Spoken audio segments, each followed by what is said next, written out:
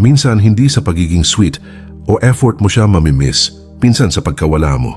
Kasi ang babae, hindi talaga namimiss ang lalaking laging nandyan. Namimiss nila ang presensyang hindi na nila makuha. At doon nagsisimula ang power of absence. Maraming lalaki ang nagkakamali. Kapag naramdaman nilang lumalayo na ang babae, lalo silang naghahabol. Text dito tawag doon, baka may iba ka na ba? Pero hindi nila alam. Bawat habol ay binababa nila ang sarili nilang halaga. Dahil sa mata ng babae, kung masyado kang available, hindi ka na valuable. Ang totoong alpha, marunong mawala, hindi para magpa-importante, kundi dahil alam niya ang value ng presence niya. Kaya ngayong gabi, pag-usapan natin ang 5 power of absence, kung paano ka mamimiss ng babae. Hindi dahil sa effort, kundi dahil sa discipline. Umpisahan na natin. Power 1. The power of detachment.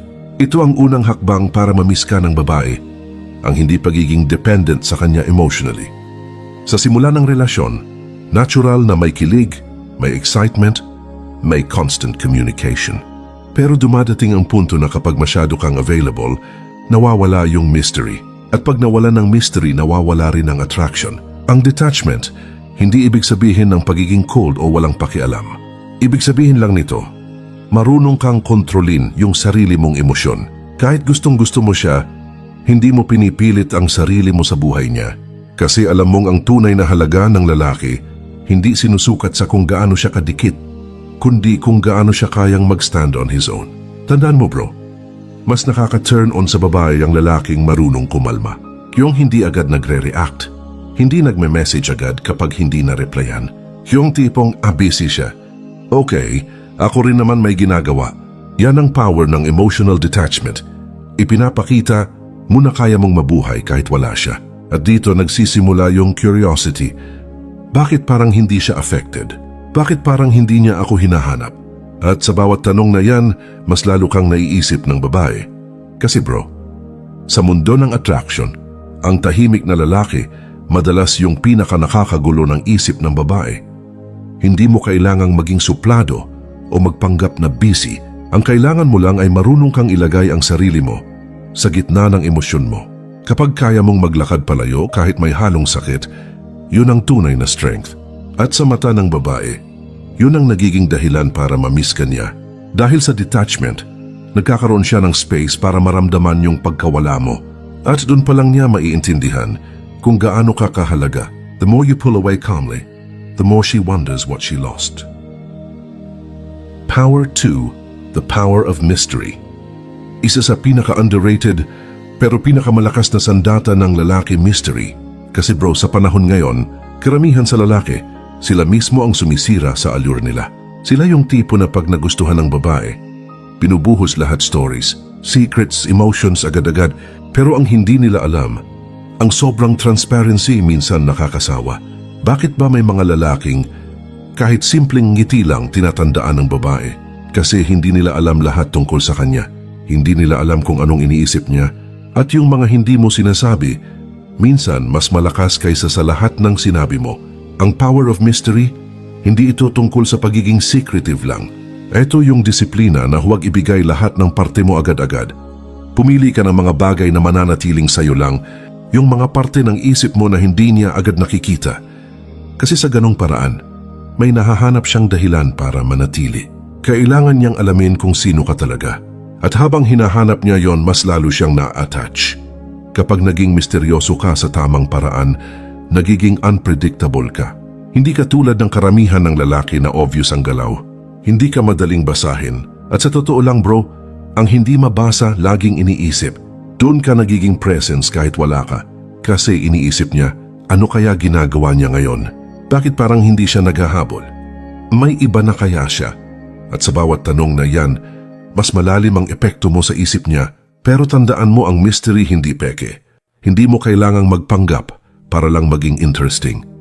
Ang tunay na misteryoso, grounded sa sarili niya. Hindi siya nag-overthink kung gusto pa siya o hindi. Hindi siya nagpapatali sa validation ng babae. Kasi alam niyang ang tunay na attraction, hindi mo kailangang pilitin. Kapag marunong kang maging tahimik sa tamang panahon, nagkakaroon ng bigat ang bawat salita mo. Kapag marunong kang umalis ng walang drama, mas malakas ang impact mo. At kapag marunong kang magpigil, mas nagiging intriguing ka. Hindi mo kailangang i-post lahat sa social media. Hindi mo kailangang magpaliwanag sa lahat ng kilos mo. Ang babae gusto niyang maramdaman na may lalim kang hindi niya pa naaabot. Yung tipong kahit ilang buwan kayong magkasama, alam niyang may parte sa iyo na hindi pa rin niya kilala. At yan ang nagpapanatili ng attraction. Kasi ang mystery bro parang apoy, kapag sobrang lapit, mawawala ang init. Pero kapag sakto lang ang distansya, lalo niyang gugustuhing maramdaman. At doon nagsisimula niyang maramdaman ang absence mo kahit hindi ka pa umaalis. Power 3. The power of focus on self. Ito bro, isa sa pinakamalakas na dahilan kung bakit mamimiss ka ng babae kapag napansin niyang mas gumanda ang buhay mo nung nawala siya. Maraming lalaki kasi, pag nawala ang babae parang nawalan din ng direksyon. Nalulunod sa lungkot, nagiging stagnant, naghihintay ng closure na minsan hindi na darating. Pero yung lalaking marunong mag-focus sa sarili, iba yun. Tahimik lang pero bawat araw may binubuo. Hindi niya ginagamit ang sakit para magmakaawa, ginagamit niya yon bilang gasolina. Kasi bro, habang ang iba abala sa paghabol, ikaw busy sa pag-angat.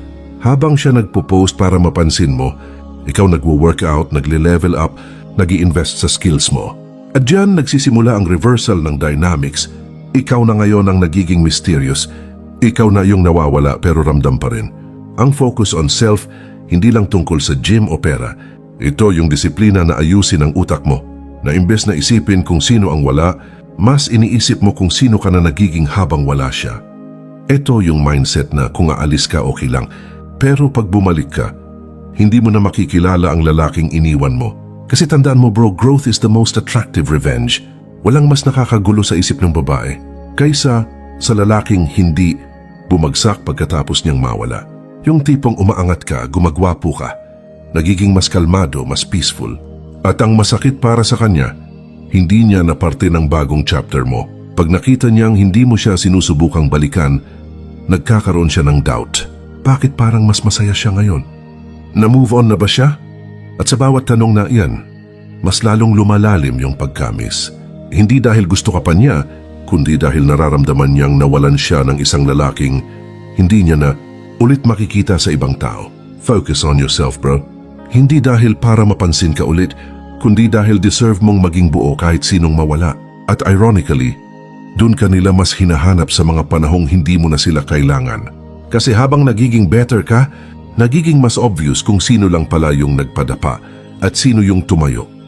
At sa dulo, hindi mo na kailangan ng validation. Dahil ang tunay na power of absence, nagmumula sa lalaking natutong maging kumpleto kahit wala na ang dating dahilan ng kanyang motivation. Absence na may progress. Yan ang kombinasyon na hindi kayang labanan ng kahit sinong babae. Power 4. The power of value. Bro, ito ang pinaka-importanting power na madalas nakakalimutan ng lalaki. Ang halaga mo bilang lalaki. Kasi minsan, sa sobrang gusto mong mapansin, nakakalimutan mong ikaw din ay may value. Binababa mo sarili mo para lang magustuhan, nagbibigay ng sobra kahit hindi naman nire-return. At pag sanay ang babae na lagi kang nandyan, nawawala yung thrill. Kasi sa totoo lang, hindi mo namimiss ang laging available. Ang power of value nagsisimula sa awareness na hindi mo kailangang ipilit ang sarili mo para mapansin. Kasi ang totoo, kapag mataas ang standards mo sa sarili mo, kusa nilang mararamdaman yung presence mo kahit wala ka. Hindi dahil nagyayabang ka, kundi dahil marunong kang pumili kung saan ka dapat magbigay ng energy. Tandaan mo bro, presence becomes valuable when it's rare. Kaya kapag nawala ka, saka lang nila nare-realize kung gaano ka pala ka-importante. Pero hindi mo yun maabot kung lagi kang nagpapahabol. Kailangan mo ipakita hindi sa salita, kundi sa kilos na may presyo ang access sa'yo. Hindi lahat ng tawag kailangan sagutin. Hindi lahat ng message kailangang replyan agad. At hindi lahat ng energy dapat binibigay sa taong hindi marunong mag-appreciate. Ang lalaki na may value, kalmado. Hindi reactive, hindi seloso sa maliliit na bagay. Alam niyang kung totoo ang koneksyon, hindi kailangang pilitin. At kapag nawala siya, ramdam ng babae yung kawalan ng foundation. Kasi sa totoo lang, ikaw yung nagdadala ng balance. Yung tipong pag wala ka, parang may kulang kahit hindi mo pinapakita. Yan yung essence ng value. Hindi mo kailangang ipagsigawan, nararamdaman na lang. Kaya bro, huwag mong hayaan na mawala ang dignity mo sa pangalan ng pagmamahal. Kung gusto mong mamiss ka, huwag mong ibigay lahat ng sarili mo hanggang maubos ka. Kasi kapag binigay mo ang lahat, wala na siyang hahanapin pa. Ang sikreto, magbigay ng may control, magpakita ng care, pero huwag mong gawing sentro ng mundo mo ang babae. At ito ang nakakagulat na katotohanan. Kapag nakita ng babae na kaya mong mabuhay nang hindi mo siya ginagawang priority, doon siya nagiging curious. Doon siya nagsisimulang matakot. At doon niya marirealize, iba tong lalaking to. Kasi hindi mo siya tinrato na parang trophy. Tinrato mo sarili mo bilang prize din. At kapag pareho kayong may halaga, saka lang nagkakaroon ng tunay na respeto. At kapag nakuha mo yan bro, kahit wala ka, ramdam pa rin ang presence mo. Hindi dahil umaasa siya, kundi dahil alam niyang bihira ang mga tulad mo. Power 5. The power of patience. Bro, kung may power na madalas maliitin pero sobrang lethal, eto yon, patience. Kasi sa mundo ng emosyon, kung sino ang marunong maghintay, siya ang laging panalo. Tingnan mo, karamihan sa lalaki ngayon, impulsive. Konting delay ng reply, nagpapanik.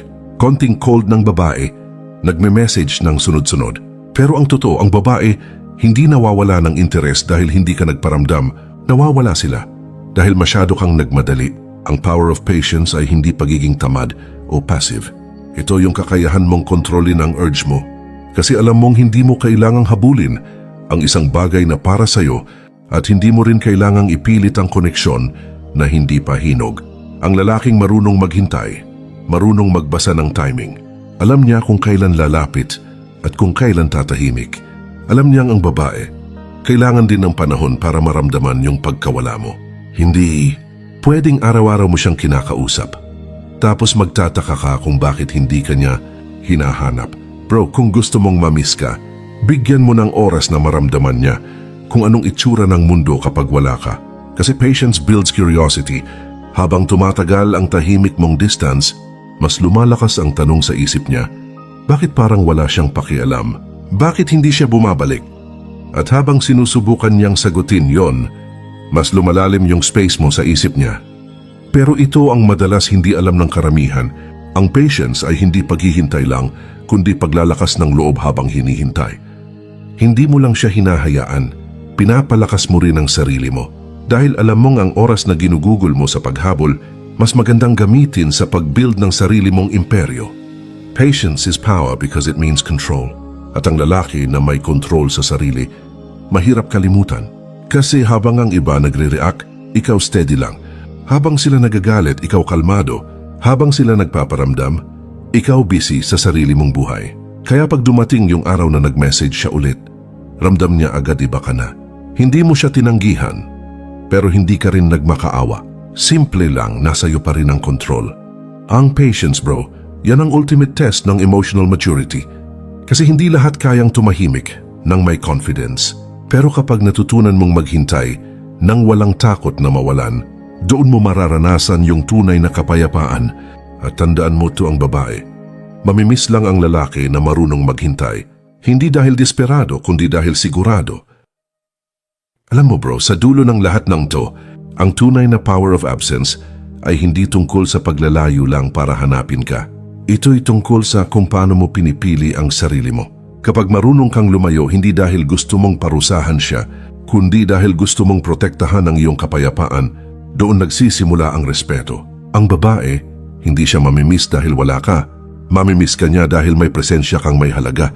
Dahil alam niyang kahit wala ka, hindi niya kayang palitan yung uri ng lalaking pinili mong maging. Karamihan ng lalaki, pag iniwan, nagmamadaling bumalik. Pero ang lalaking marunong sa power of absence, tahimik lang, di siya naghahabol. Hindi dahil wala siyang pakialam, kundi dahil alam niya na ang tunay na pagmamahal ay hindi nakukuha sa pagpilit, kundi sa pagpipigil. Kapag natutunan mong gamitin ang katahimikan bilang sagot at ang paglayo bilang pahayag ng dignidad, magiging kalmado ka sa gitna ng emosyon. Hindi ka na madaling basahin at hindi ka na madaling i-control. Kasi minsan bro, ang pinakamalakas na paraan para iparamdam ang halaga mo ay yung pagkawala mo. Kung nagustuhan mo tong video na ito at gusto mo pa ng mga ganitong lalim na usapan tungkol sa stoicism dark psychology, at nature ng babae I like ang Videk. Mag-subscribe ka na at i-hit mo na yung bell icon, bro. Mas marami pa tayong pag-uusapan dito. Ito ang channel para sa mga lalaking nagigising, hindi lang nagmamahal. This is your reminder. Huwag kang matakot sa pagkawala. Minsan doon ka mas makikilala at mas mamimiss